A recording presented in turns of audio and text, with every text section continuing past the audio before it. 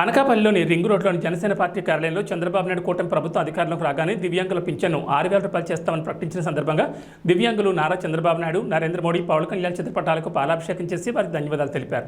ఈ సందర్భంగా ఉమ్మడి అభ్యర్థి కొంతాల రామకృష్ణ, టీడీపీ ఇన్ఛార్జ్ పేలా గోవింద్ సత్యనారాయణ, జిల్లా బీజేపీ అధ్యక్షుడు ద్వారపురెడ్డి పరమేశ్వరరావును అభినందించారు. ప్రభుత్వ అధికారంలోకి రాగానే దివ్యాంగులకు ఉచితంగా ట్రైసైకిళ్లను, ఎలక్ట్రిక్ స్కూటర్లను ఇస్తామని, సదరం క్యాంపులకు ఏర్పాటు చేస్తామని హామీ ఇచ్చారు.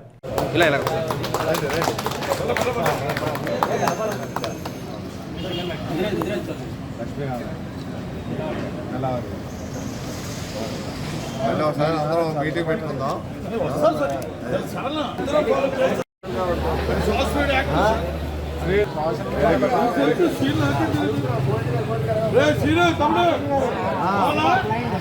ఏం పేరండి? శివ. మనకి ఈ 2 నెలల తర్వాత 6,000 వస్తుంది. మళ్ళీ మీకు సైకిల్